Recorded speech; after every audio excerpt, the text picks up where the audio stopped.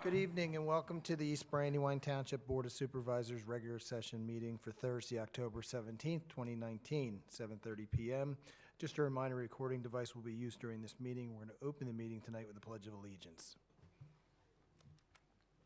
I pledge allegiance to the flag of the United States of America and to the republic for which it stands, one nation, under God, indivisible, with liberty and justice for all.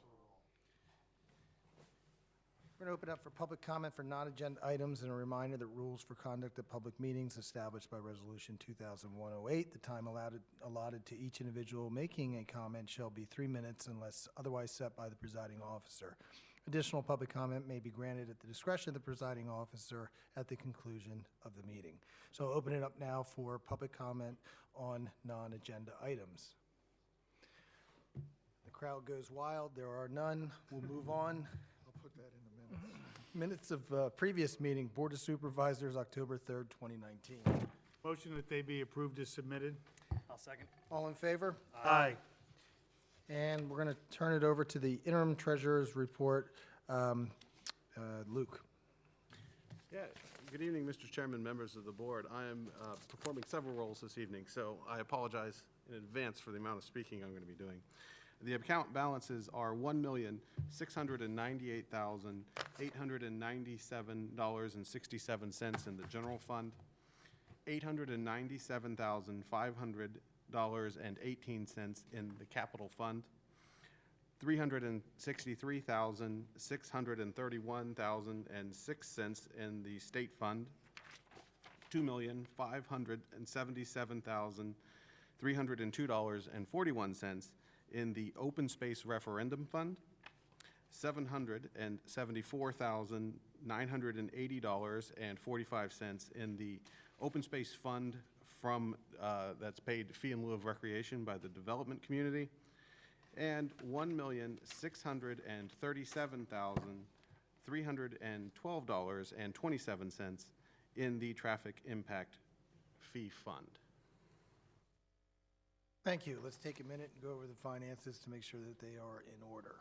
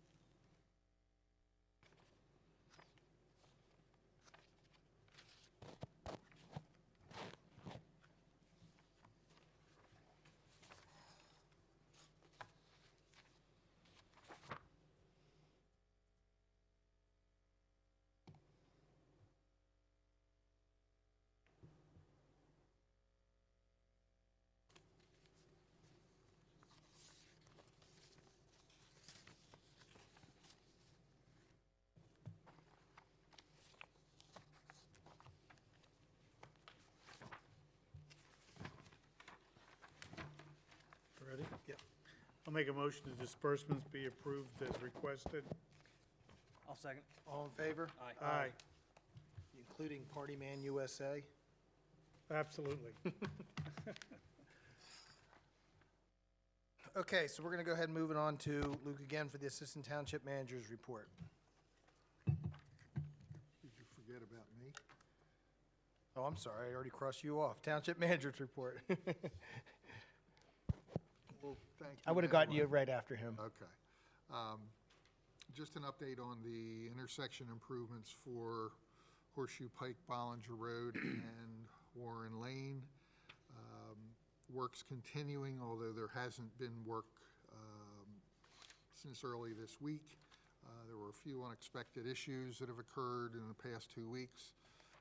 Contractor is Alan Myers. They're trying to coordinate work with Aqua Pennsylvania. There's a water main vault riser that's necessary. Aqua will install that, but apparently there was some miscommunication, and that's not going to happen until later this year or early in 2020. However, starting next week, the existing asphalt on Bollinger Road will be removed.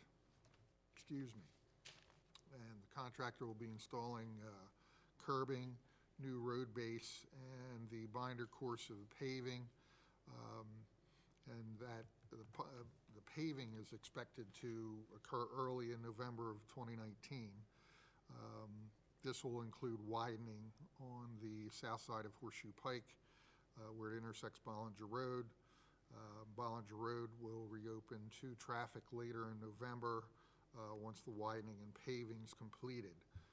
The widening of the north or Mapleview side of Horseshoe Pike will be done once 3 additional utility poles have been installed and the utility lines located onto the new poles.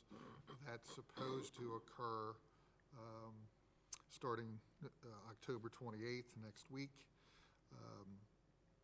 or I should say the following week. Binder course of asphalt will hold over the winter, and then Ellen Myers will return in the spring of 2020 to install the wearing course of asphalt and the final road work. Not certain at this time when the traffic signal is to be installed. I attended a kickoff meeting yesterday with the Cohen Law Group in West Goshen. This was for the multi-municipal Verizon franchise agreement and the renewal process. A copy of the meeting agenda is attached to my report. Important issues that were discussed relating to a new franchise agreement were as follows: the expanded definition of gross revenues, which are the basis of the franchise fee revenue that the township receives from Verizon, and that's increased from the currently existing franchise agreements. Service territory issue, we're still subject to density of 30 homes per mile. That's pretty much set by the FCC. One of the things we want to determine is if there are parts of the township that are not currently served with Verizon. Strengthen the franchise fee audit process, and I'll have a little something to talk about that for my last item. Determine whether public education and government channels, also known as PEG channels, are needed by the group that's part of this. The consensus yesterday was we'll check with the school districts, but municipalities are not using that, and there's no request from the public to use a channel. Enforcement of the agreement terms can be strengthened. Length of the franchise agreement, Verizon's going to push for a 5-year term being the maximum. We typically have done 15-year terms, but with the changes in technology, that may not be to our advantage anyway. And also update contact information for the local government liaison. That's been something that's been lacking for some time since Todd Each has left for another position at Verizon.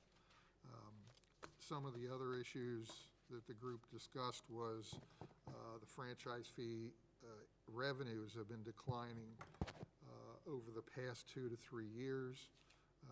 As more people move away from cable TV and start to stream TV channels and video, the negotiation process, I'll call it, is expected to take 6 to 8 months once Verizon provides their boilerplate agreement. And what I referred to earlier is some good news on our existing franchise agreement with Verizon. We undertook an audit with the Cohen Law Group in Pittsburgh in 2014. That audit was never completed. Verizon refused to provide the necessary documentation to perform the audit at that time. The Township, the Board of Supervisors, authorized us to participate in a class action lawsuit 2 years ago. The lawsuit, or I should say the case, recently settled, and according to Mr. Cohen, will receive an award from the court in the amount of $10,000 in the near future. Respectfully submitted. Thank you. Now we'll go to Luke.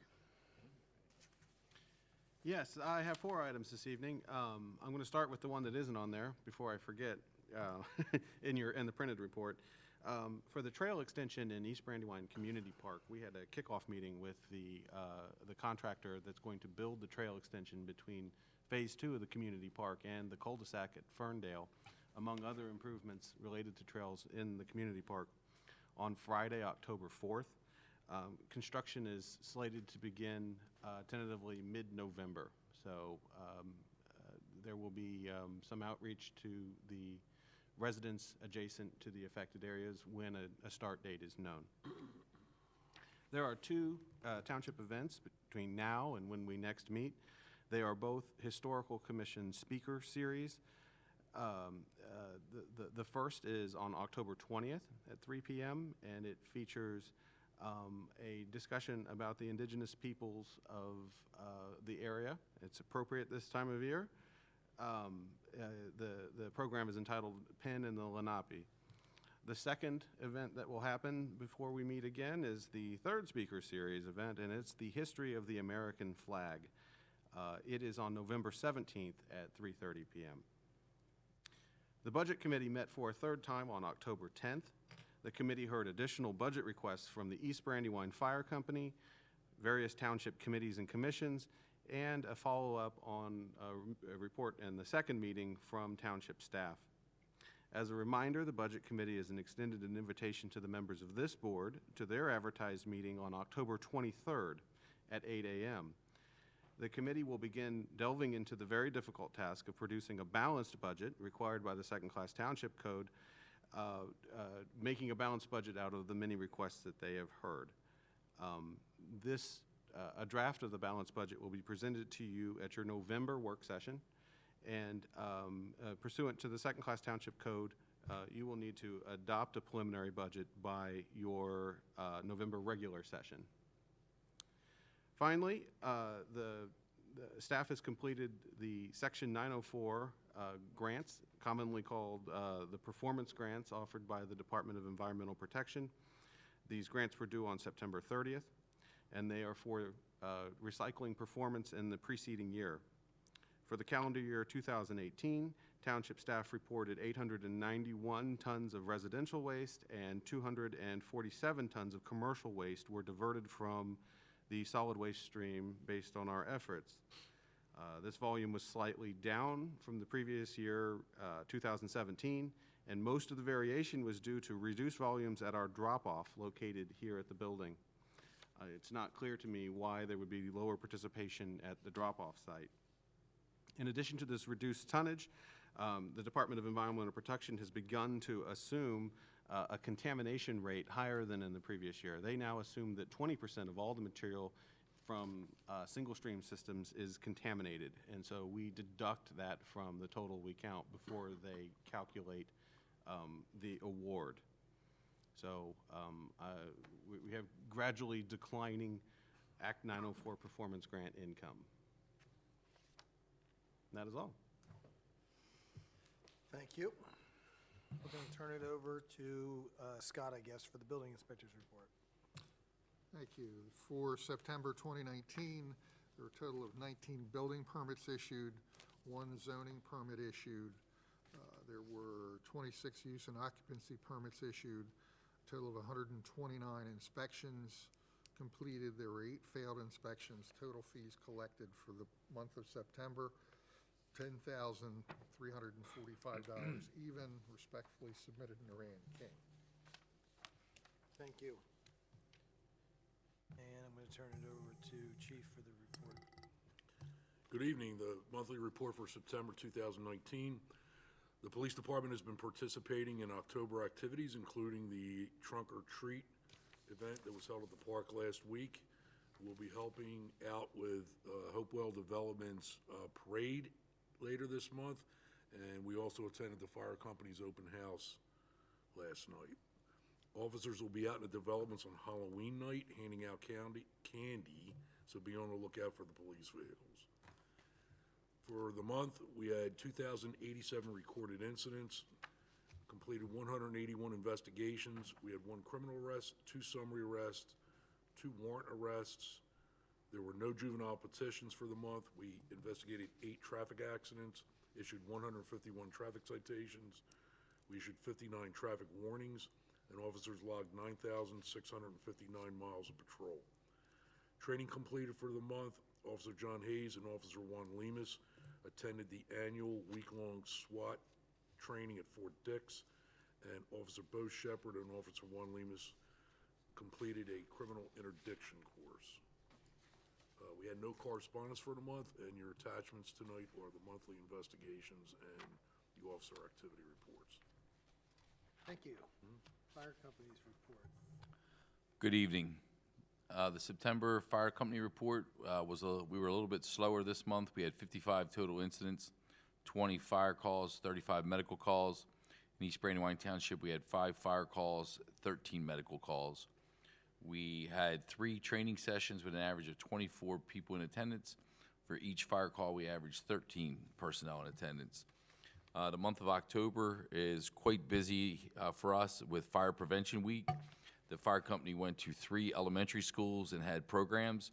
We went to Hopewell Preschool and had a program, culminating in our open house last night that had 350 to 400 kids in attendance. If you recall, we had the joint training with the police officers for Fire Prevention Week. The article appeared in the newspaper, even though I guess I can't spell the lieutenant's name correctly, so I apologize to him. Note, all the new gear is in and distributed. Thank you for that. Both the brand new engine and the brand new ladder have gone for its first service and came back with no problems with it. And as of note, on the medical side, we've had 2 heroin overdoses this month that the responses have been to and made a significant difference. Thank you. I guess Luke again for our co-stars quote. Yes, like I said, you're going to hear from me a lot this evening. When last we discussed this subject, it was at the board's work session early October. At that time, the board authorized staff to enter into a contract with the apparent low bidder for curbside trash and recycling. The bidder was A.J. Blazinski. There were 2 bid options associated with what the bids we solicited. One was to provide for the purchase of, assembly of, and delivery of carts for trash, similar to what we have for recycle carts. And the second was for the hauler to use a materials recovery facility of their choice for the processing of recyclables. The board declined the option relative to the hauler using its own materials recovery facility, tabled the option relative to the acquisition of carts, and accepted the hauling bid of the apparent low bidder. So what is new for this meeting is I have an answer to one of the questions that we had at that meeting, and that is what will happen to the carts that Republic Services has given to the homeowners across the routes. Included is an email exchange with our operations supervisor over there, operations manager, and he said he's fine with leaving them. So regardless of the decision the board makes relative to the acquisition of trash carts, there will not be a major disruption on January 1st because those Republic branded carts are going nowhere. What's still outstanding by way of a deliverable from me to the board is a CoStar's quote for the purchase, assembly, and delivery of trash carts. And based on that information, I will make proposals on manners in which we could finance that. I guess we don't have a number of how many people got the Republic trash cans. No. Sizable. Does Tim know? What's that? Does Tim know? That he hasn't been awarded the contract? No, does Tim from Republic know? And do they know how many totes? No. And I suspect that the individual drivers, That's when what I they was thinking, encountered too. a home with an unusually bad container, would voluntarily give it, and I imagine they didn't log it. Okay.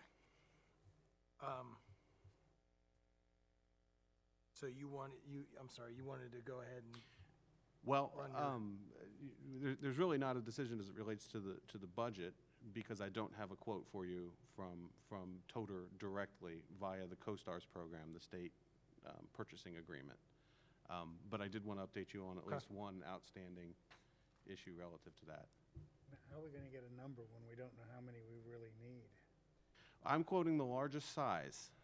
Now, so I've quoted 3,596 gallon containers. And I've confirmed with the manufacturer that they are the most expensive.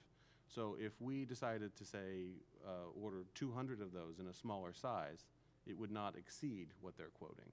But I made no effort to guess exactly how many citizens would prefer a smaller trash cart. I wasn't talking about the size, but the number. Quantity. Yeah, quantity. And I don't think we're How ever going to know that, How many, unfortunately. yeah, Well, I would think, I guess, just for point of clarification, if we bought trash carts, it would be for everyone, not just the people who would lose their Yeah, Republic but then branded you're cart. going to have the people that have their Republic and say, I don't want to give up my Republic, or I'll give it up, and then where does it go? Is it going to get recycled, I guess? Not a trash cart. You know what I mean? Yeah. So it could come back to bite us. I would say that, well, and why would we want to spend? right. I think you had suggested it was significant. I think it's significant too. So if it's half the people, why would we buy trash carts for all of them when they have trash carts that can be used with the automated system? And right now, the bid from A.J. Belinsky was not conducive of those cans anyway, so we're fine right now, but in the Correct. near future, I don't think it would be a bad idea to make a grant application on it, and I don't think it would be a bad idea to put the CoStar bid out just to see what we can find out. But the grants are not. Right, but I'm saying in the future, not Right, well, not to be. Unfortunately, I'm not aware of any grants for the purchase of trash containers. There are multiple grants for recycling equipment, but not for trash. And if I was going to make a general argument in favor of standardized trash carts throughout the township, I would make 3 points. One, and this was discredited by the testimony of A.J. Blazinski when we asked him this directly in October, would our community be more desirable as a bid prospect if we were automation ready on day one? I assumed that there would be significant savings. A.J. Blazinski said it's kind of a wash. The equipment is more expensive for the carts, and the labor is more expensive for the non-automation ready. So it's a wash. The second point I would make in arguing for a standardized trash can has to do with volume control. Basically, it would become more clear to the residents how much trash per week they could throw out if there was a standardized cart. The answer is quite simple. If you can fit it in your cart, that's how much we'll take. I mean, concrete blocks aside, but in general, if it fits, it ships, is the model. And then the third thing I would make relative to a standard can is that those automation-ready carts, I think, are better at controlling litter. I agree. I don't have any evidence to back that up, but that would be my 3 arguments. I also, the way I heard it was, they're bringing guys to dump your trash regardless. They're not bringing an automated truck for East Brandywine. So whether you have the bigger can that is automated ready or not, they're still dumping it by hand. So I think it's gonna.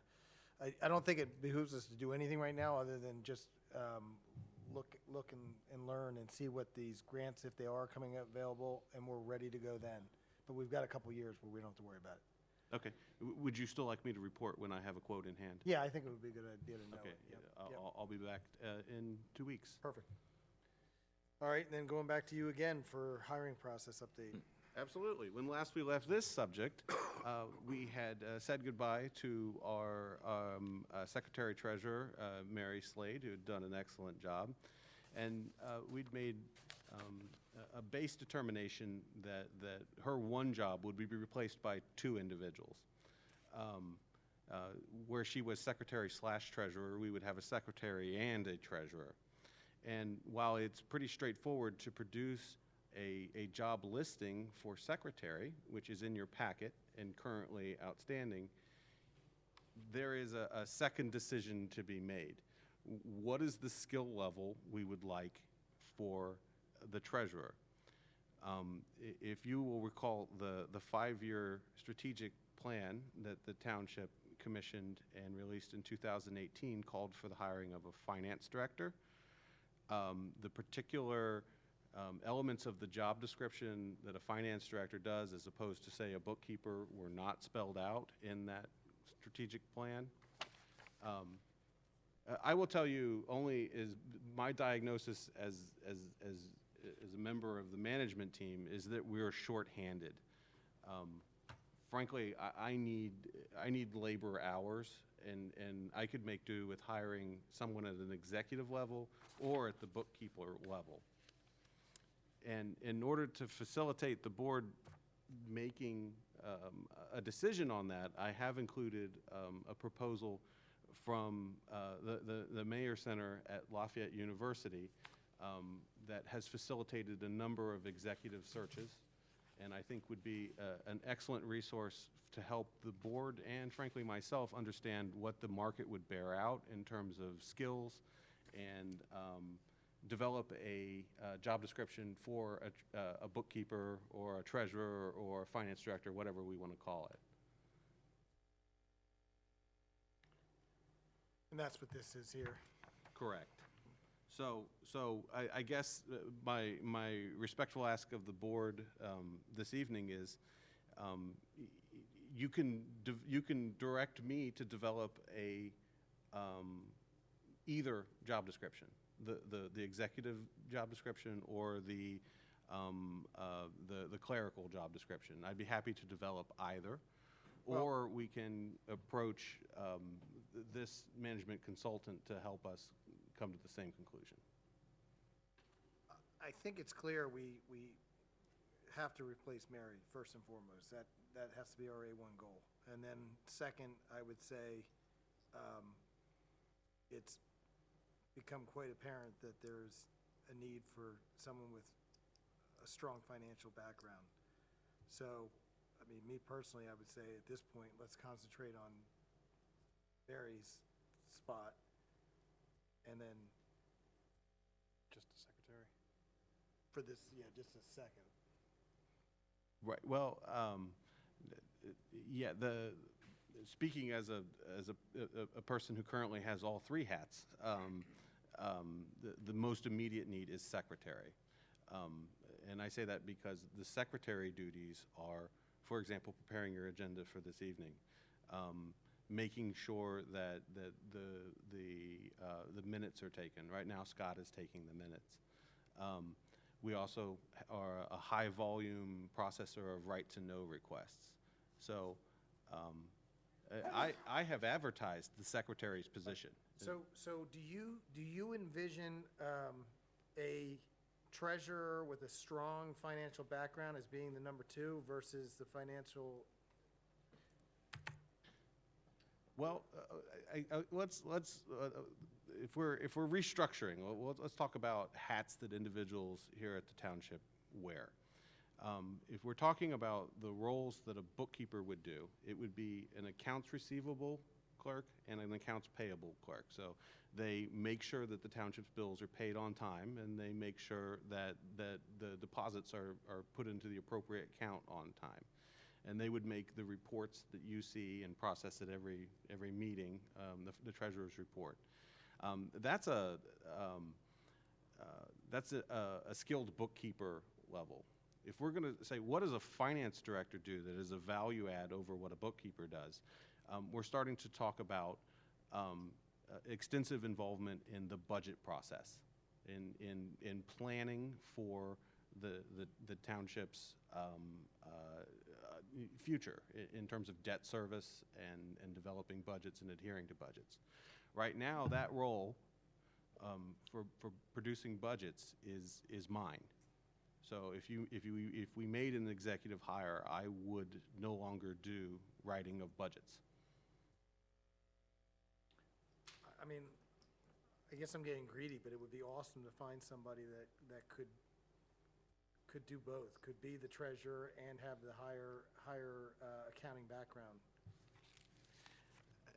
I suspect, and again, another reason why I have information about a consultant who hires routinely for public sector jobs, I suspect if we advertise a position that is called finance director, we're going to pay between 80 and 90,000 a year. And if we advertise a position that's called bookkeeper, we're talking 50 to 60. So I mean, it's a significant difference. I don't know that we're going to find a bookkeeper who also writes budgets. And if we could, that they would long stay if we weren't paying them at the wages that a finance director gets. Is there more workload for a bookkeeper than I like the idea of the executive position, but I feel like that we might not have enough work to keep them busy, for the entire year, right? The bookkeeper is constant. It depends on how, I guess, so when I was describing the core functions of a bookkeeper, those were things that Mary was doing. And when we talked about some of the finance director things, those are things that myself or Scott are doing. I'll give you another thing that Scott does. Scott manages the pension for the non-uniformed. And those would, so we would be free. It is true that the portion of duties that Mary was performing that were finance related was not a full-time equivalent. But I think we could build a full-time equivalent by taking from some of the work that Scott or I do relative to finance.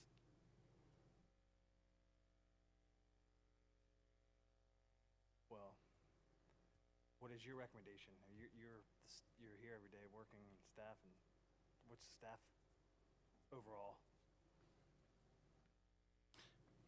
wish? Yeah. My preference would be to work with the Mayor Center to talk about the types of people and the skills that he can see out in the market. And I lean towards developing a job description from scratch that is not executive level. Right. That said, I would want this person to have opinions on accounting software. So this would be someone who could contribute at that level. I mean, but this is not a CPA. All right, well, I'm of the mindset, let's go ahead, I mean, this is me, let's go ahead and get the secretary position moving, and then Lafayette for the second option. What do you guys? I think we need to move forward with the finance director as well. So I'm not saying we have to advertise it, but I like the proposal from Lafayette, so. Okay. All right, so let's do that. Let's go ahead and So press forward with since this is a contract, even though it's only $6,500, if we utilize them as in conjunction with the interviewing as well, I will make a motion that we approve the proposal from Lafayette College for services related to recruiting and interviewing a finance director, or if we decide something to rename that somehow, or a hybrid position, as you indicated, in an amount not to exceed $6,500 plus travel expenses. and I'll second. All in favor? Aye. Aye. Okay, Luke, just keep rolling. Yeah, so next on the agenda is the Township's Parks and Recreation Committee is pleased to make a recommendation to the Board of Supervisors for the appointment of a new volunteer. Linda McNeil's application form is before you in your packet.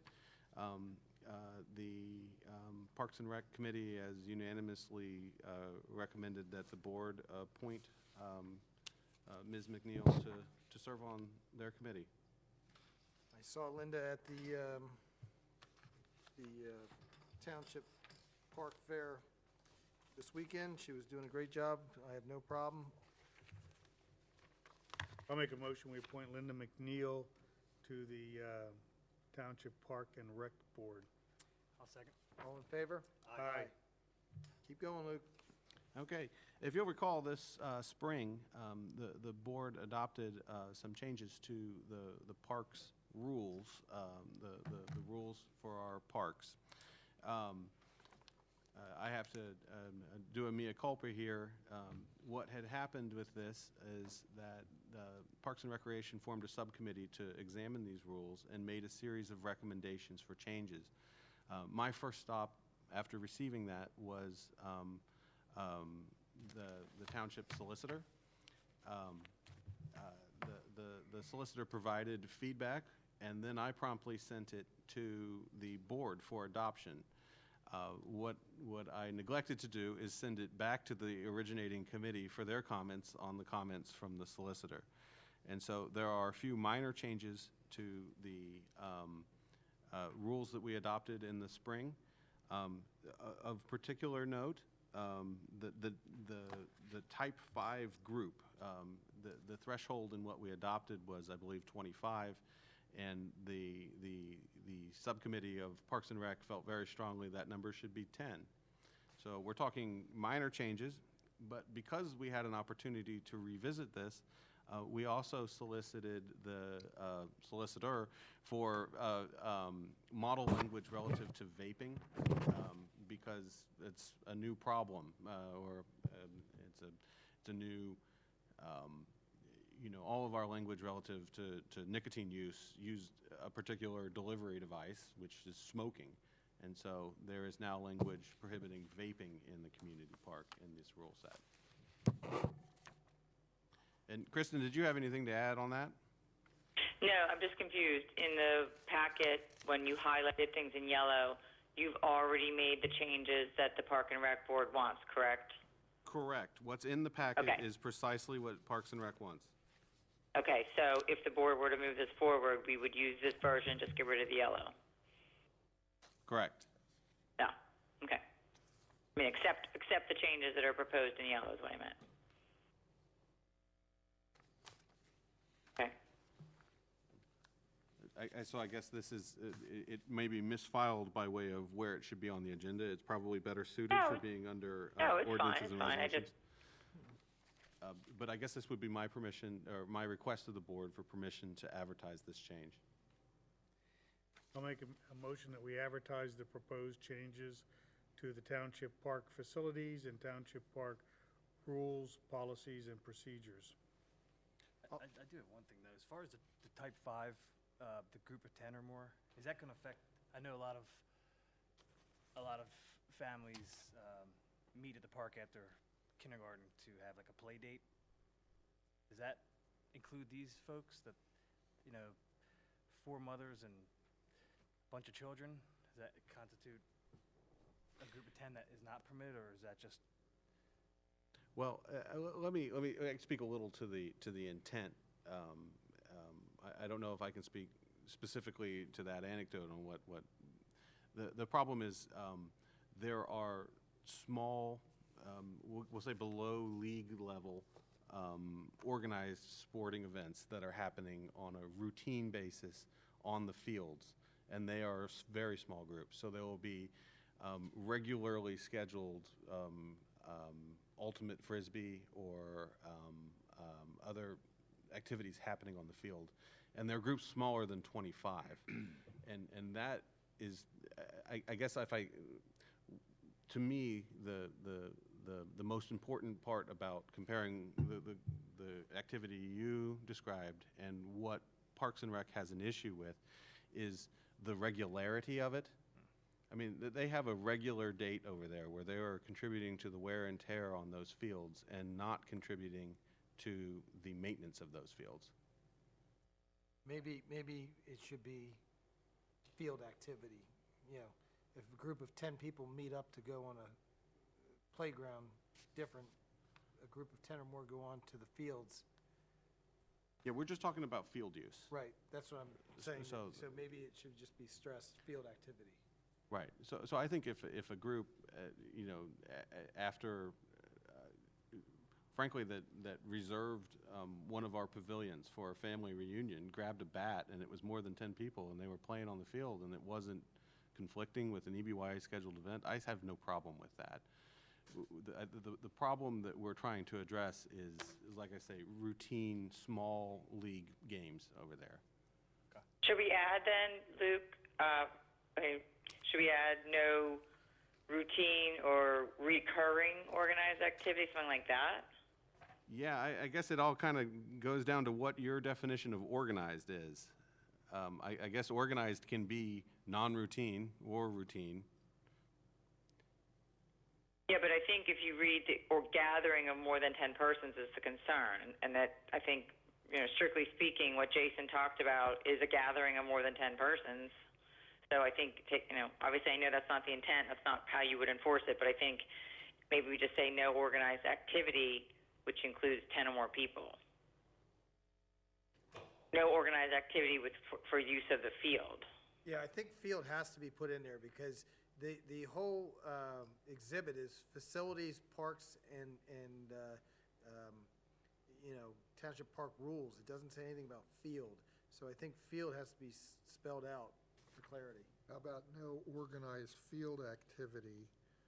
Yeah. Which includes more than 10 persons shall be held in the township park without a permit. Okay. Kristen, can I ask that you pen an alternate language there? And then this time Sure. around, I will make sure that it goes back to Parks and Rec before I also come back to the Yeah. board. All right, so we'll table that, and then before you get on to the stonemasonry, just because it's on my mind, and I thought, weren't we supposed to, this meeting, or is it the next meeting for the employee manual? It is a task assigned to me just to rewind for a refresher, there was a draft that was written by Michael Gailey, a labor attorney, and that draft was distributed to the board, and at the most recent Board of Supervisors meeting where that was discussed, I presented a draft that incorporated many changes from Jay, from Scott, and myself. And I did not use the track changes feature of Word. And so the problem was, in order to understand what changed, the board would need to reread it. Right. So my task is to walk back all the changes that have been made since the Gailey draft in a fashion that is understandable, so that the board can see what has changed. Luke, why don't you just send it to me, the one you sent to them, and we'll do a track. That's easy for us to do. We have a compare. You probably have it too, but there's a compare doc feature. So I'll try to take something off your plate, send me the last version, and I can try to present that to the board so they can see the changes. So in addition to the backdating of changes, I've also gotten additional feedback for forward changes. But if that's something you can handle, I would love the labor assistance. All right, Yeah. let's do that and get that put to bed. It's on my desk. The short answer is it's been assigned to me and it is not done. I thought we had said we were going to do it the next meeting, and then with Mary being out, obviously that would have fallen through the cracks. So finish up with your emergency stone masonry contract for Bondsville, and then, but I just wanted, before I forgot, because that would be under old business and that was skipped. Go ahead.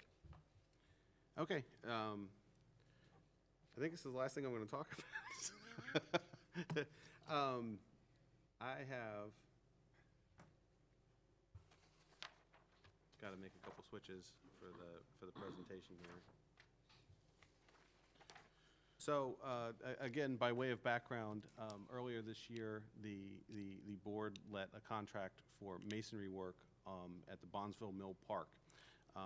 This was for building C, which is this structure.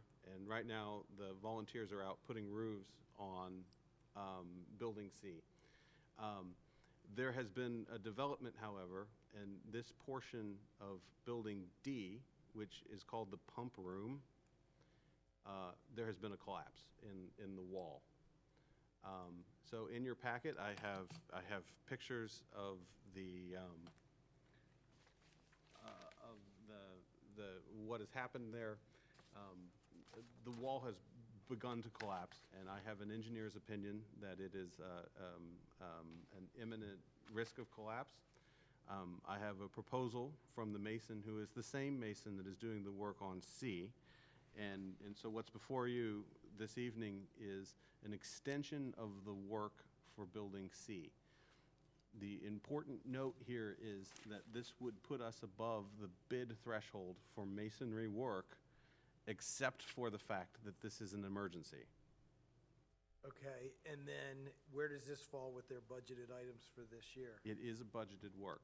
Okay. So when the Bondsville Mill Committee wrote its budget or made its budget proposal for 2019, they assumed that the mason would be able to do both work in D and C. However, when we awarded a contract, we only did C, and the reason is the masons can't get ahead of the framing work. And it's kind of hard to predict because all of the labor relative to framing is done by volunteers, what state they'll be in when it's time to hire somebody.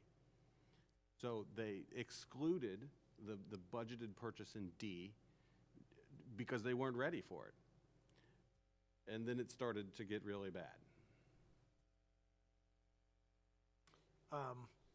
So I read last night, it was 18,000, not to exceed 18,000, is that what it was? Right, but so the scope of work here, there is a wall that forms an L shape here, and so this is the area that's the imminent danger of collapse, and so it's not to exceed 18,000, but it's also not to exceed 18,000. You got 18,000 to play with. You can work somewhere that's not the imminent danger. It's just this L in the wall here.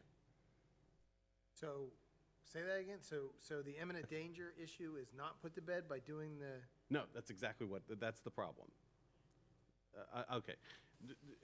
My 3D drawing doesn't really have it, but there is a hole right here and it's collapsing. And the concern is that it's undermining this roof structure, which is concrete. So as this falls into the ground below, we're worried that it could undermine this and perhaps affect the stack. If he needs, they want to repair it now for more danger, but if it only costs $12,000, he's not going to do $6,000 elsewhere. That's it. Correct. I feel like that would be an inappropriate use of the emergency exclusion in order to get work beyond the bid threshold.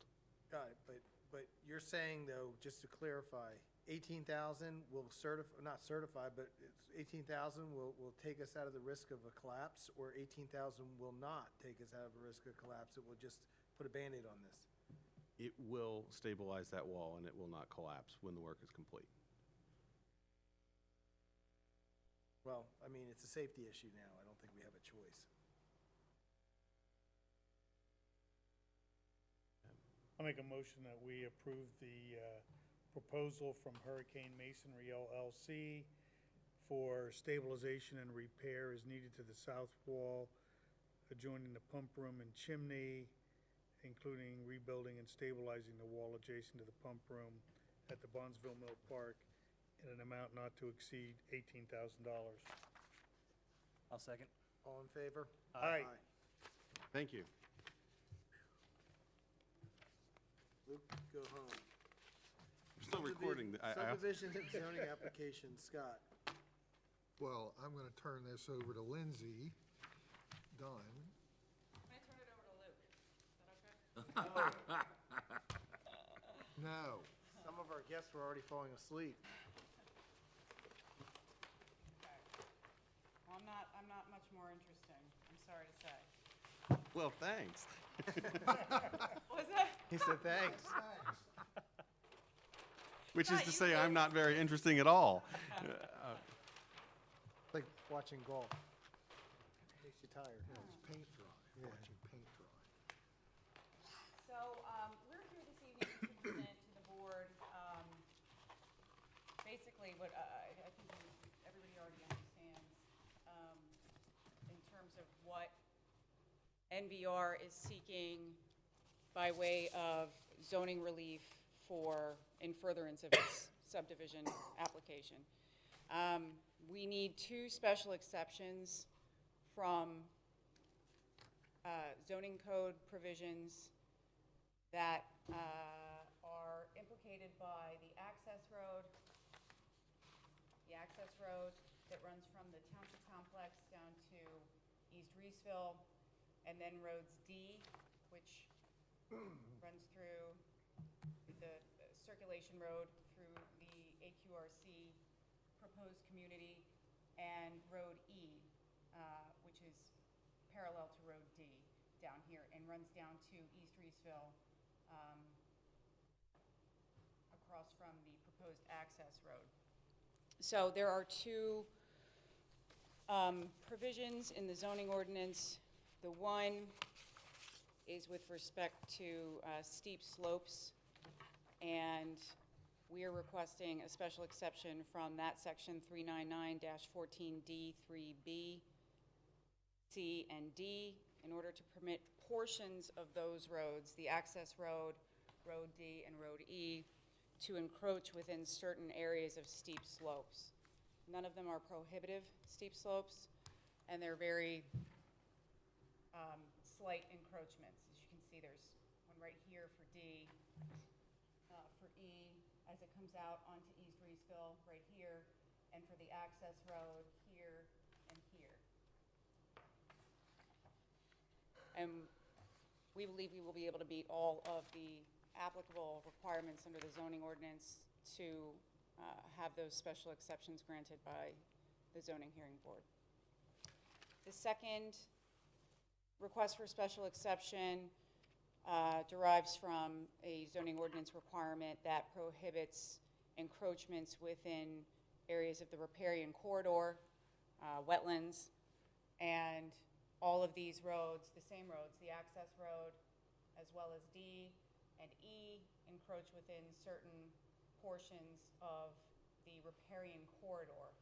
Under the zoning code, you can seek special exception relief for roads and utilities to encroach within areas of the riparian corridor under the section that relates to the flood hazard district, which is 399-131C1, refers you to 399-13N2D, and we would be requesting the same special exception relief from that provision of the zoning ordinance. We're here tonight not only to request that you not oppose the relief we're requesting, but I would, in fact, request that the board issue a letter of support in favor of our request for special exception relief to the zoning board, in light of the fact that, a third of the relief that we're seeking is for the proposed access road from the Township complex to East Reesville.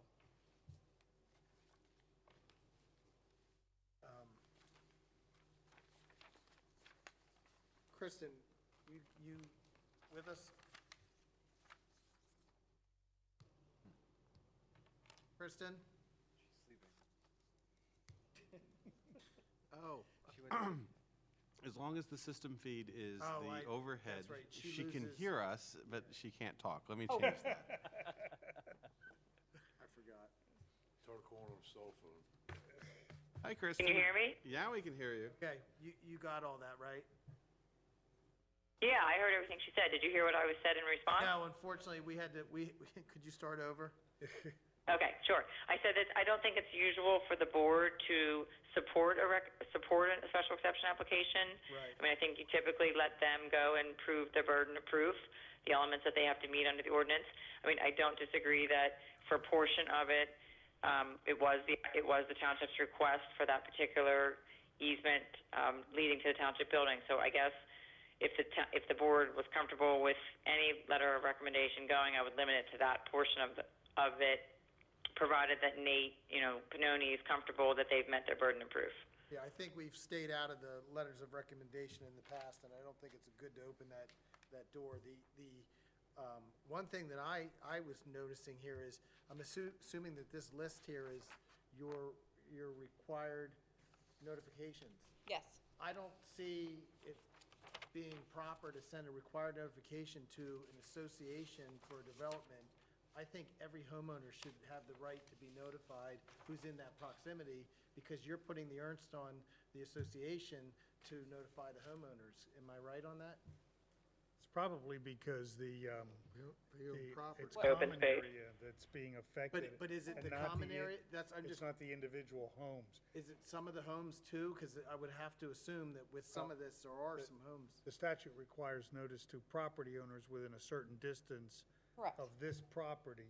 So if it was the individual homeowners, they would be on the notice list. What is the distance?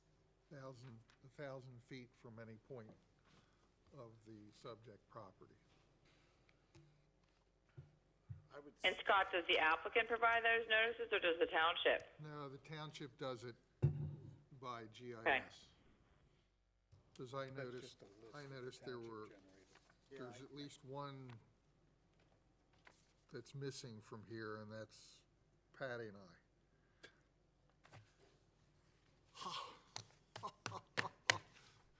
But I think to your point, Kyle, that maybe when the letter is sent to the association, if we have the association's property manager, and if there's some sort of website, that they can ask that it be posted, because each individual member of the association is technically, entitled to.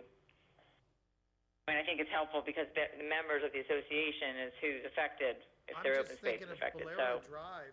Bolero Drive is clearly 1,000 feet or closer to the Bollinger road entrance. You follow me?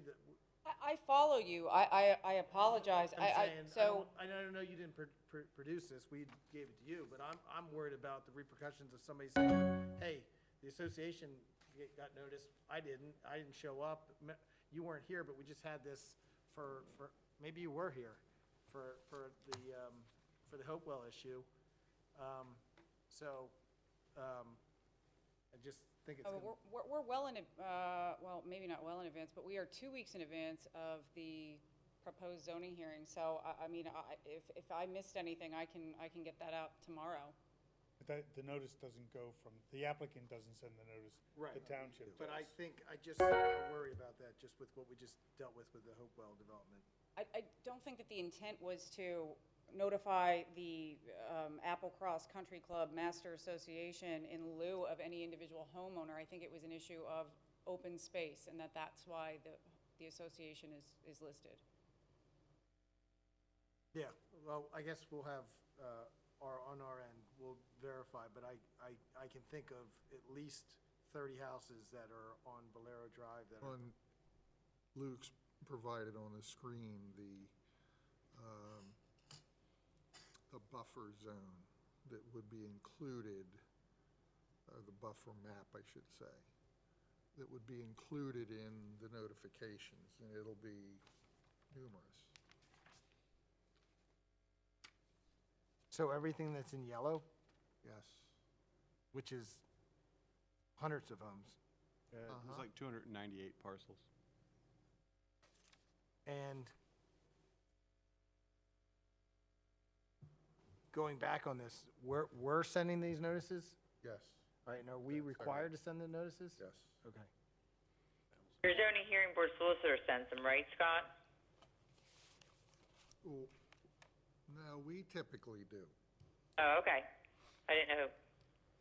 And it's also published in a newspaper. Yes, So, but nobody And- reads that. And posted on the property, right? right, and the property is posted. Yes. Correct. When they come out. Yep. All right, well then, that's my only thing. I think that I'm looking at this, and on this screen, there's 300 homes that aren't on this, that's all. you had said on here that Nate Klein, township engineer, has reviewed the layout, and he's okay with this, it's been revised to minimize the impact? Yes, and also, it received unanimous support from the Planning Commission. I mean, I think, although we normally I wouldn't say don't- support, recommendation. although we normally don't write a recommendation or a letter of support if it's dealing with something that the township, for the access road, if they're gonna be designing Well, it, that's it what actually Chris, has that. that's what I think- Kristen said. She said maybe you can say for the access to give the recommendation. But again, we'll I have to think, talk yeah. to Nate about it, is what you. It sounds like, I'm sorry, I hadn't read the planning commission's excerpts. It sounds like Nate is already comfortable with this application, and really, it sounds like the Road D, Road E are very minor encroachments. Lindsay, is that correct? That is correct. Yeah. So again, I'm not suggesting you want to get in the habit of supporting applications one way or the other, but I do think in this case, where you're the one asking for that road, that it would not set a bad precedent, I don't think, to at least support her for that portion of the application. And I would say, Kristen, that the applications before the zoning hearing board that we've recently considered have been for variances, not for special exceptions, and we have elected to stay out of the variance issue, but in the past, there have been variances and special exceptions that we have indicated to the zoning hearing board that we agree with. I don't remember us doing letters, but I think an excerpt of our minutes with a motion would go to the zoning hearing board, and then it's up to them to do with it as they please. Yeah, and I agree with you. I think it's a good distinction, Jay, that in a special exception, what the law is that there's been a legislative decision that that's an appropriate, in this case, allowable encroachment into steep slopes and riparian corridor, provided the applicant can demonstrate compliance with the ordinance. So it seems like your engineers already reviewed the application, concluded that yes, they meet the criteria, at least as far as he's concerned. Obviously, the zoning hearing board has to be the finder of fact on that. So I guess in this situation, again, maybe you say you have no objection to the zoning hearing board granting the relief if the applicant proves, the ordinance criteria, something like that. I would move that we do that. I'm okay with. All in favor? Aye. Did you get it? Yeah, I got it. It's on the audio. Good? Thank you so much. Bye, Lindsay. Bye, Kristen. Sorry I cut you off there. No, thank you. You were helpful. Ordinance task force updates.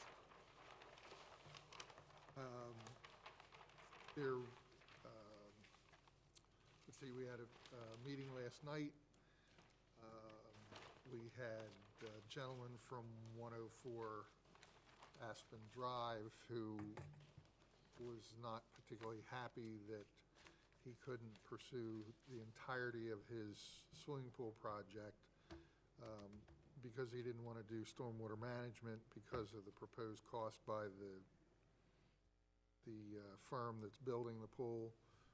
We discussed that, and I know Luke gave him some ideas afterwards.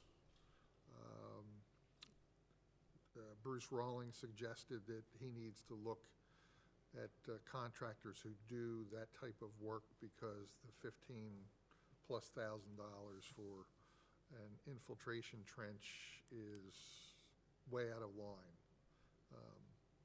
We also had John Thylacker and Meredith Mayer from Brandywine Conservancy talk about their program for sustainability and environment, climate change.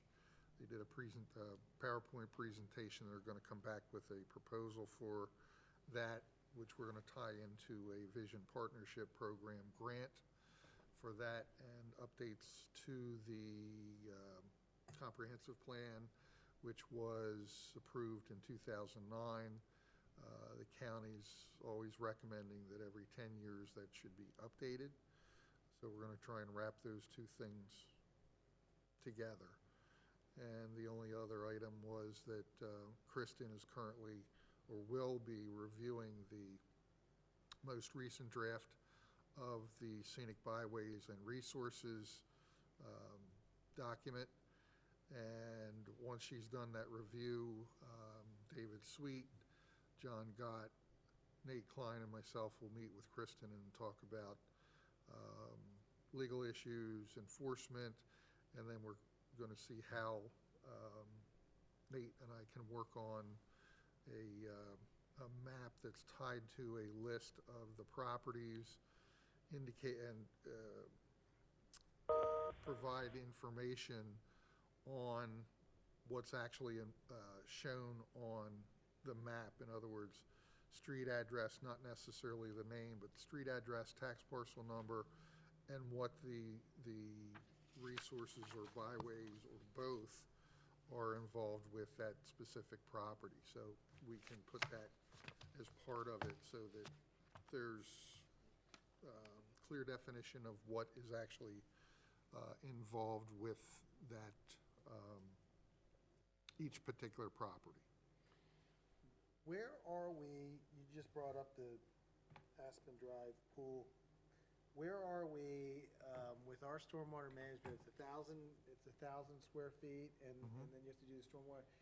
Where are we in our township versus other townships? Are we, is that across the board, or are we? Now, we're That with question was asked of David Sweet, who works with a number of different townships. And his indication was that almost all of them are 1,000 square feet. So we're right in line with all the other townships. There are some boroughs where it's a smaller threshold because they're more compact. Well, so that's my concern, because I continually get emails. In fact, we just got one yesterday, Jason and I did, from someone who's upset about something with their project. But I continually get them about, hey, I have 3/4, I have 1 acre, and my requirement is the same for somebody that has 1/4 of an acre, and why is that fair? So I really think that, I'll be honest with you, I'm getting them monthly now, and I just say, well, we're 1,000 square foot threshold, and, What people don't understand, we tried to explain to this gentleman last night, was that the perception out there is that if I have an 1.5 acre lot and the ordinance will allow 12% impervious surface, I therefore should be allowed to do an expansion on my property and go up to that 12% without having to do any stormwater. And it's two completely different standards. So you can't look at the lot size and say, because the lot size is large, they shouldn't have to do stormwater. Yeah, and I'm not saying that they shouldn't have to do stormwater, but I do agree, if somebody has 1 acre of ground, they have more area for it to drain versus somebody who's house to house to house. Yeah, they have more, Clustered. they have more property for it to drain, but if you don't capture it and allow it to drain, to soak into the soil, it's gonna sheet off. So you have to realize that, yes, they may have 1 acre, but it's raining on that entire acre. They're creating impervious surface, which concentrates the rain, and so that's why it has to be managed. It has nothing to do with the size of the property. It has to do with the impact that the impervious surface has in terms of collecting and concentrating the stormwater. Plus, that would probably be if anything, it would be the larger lot, the more simplified we would allow probably than, up to the 2,000 square foot would be simplified probably up to like 3,000 rather than no stormwater management. Yeah, I would never say none, but I feel like I'm getting bombarded lately, like everybody's Well, sending out their Because people are running up a against lot of this. on- pools, people calling them pools. It is pools, and that was the argument that he made last night, was that he, in effect, he can put his pool in, but because he had a shed, that put him over the 1,000, and when it was pointed out it became clear in the conversation that the pool contractor that he was relying on didn't understand our ordinance and didn't understand the options that were available to the property owner, did not know that there is a simplified, non-engineered solution for the property owner, that we have it all laid out. You just build this little, basically French drain, and you could deal with, you could accommodate the requirement relatively simply and easily. Well, one of the people, yeah, we'll have to, I mean, we have to, I don't want to waste all night on this, but I guess it has to be advertised. There is a simpler method. Well, I think it's because- an education process, and part of the problem is, I think there are two big pool contractors in this area, but they don't they just are looking for a simple solution, and they're not worried about the price tag because Right. somebody else is paying the freight. Article on the mile marker, try to help people be able to find the location of the information. And what is that French drain option? What is, It's basically a table that, no, where could somebody find that? I'm saying, I'm sorry. in the application. Right, so if I could just jump in. Sorry, every time I jump in, I have to push a button. The 1,000 is the point at which you need to manage your stormwater. And once you, in the general application permit packet, you discover that your project will require you to manage your stormwater, and that means that you've done more than 1,000 square feet of net new impervious since January 2014, cumulatively, then you have two options on how you want to manage it. And the application packet refers you to one of two addendums that you would pick up, either at the office or they're also online. One's called the engineered method and one's called the simplified. And that simplified packet includes not just the forms you need, but also it includes examples of how it would be completed. Appendix E online, under 345, stormwater, it's 9 pages, has everything. So I think that part of the problem here, and Kristen can correct me if I'm wrong, but basically, the state requires all impervious surface, which will generate stormwater, to be managed. And then they've allowed us to carve out an exclusion. So the basic Right. rule is you must manage all stormwater from impervious surface. But now we are allowed to exclude minor Projects. increases in impervious surface up to 1,000 square feet. And so the problem is that some of these people, like this gentleman last night, has incrementally, because he had a shed that was 250 square feet or whatever it was, then he wanted to expand with a pool, and he kept looking at it saying, well, my neighborhood already has stormwater management.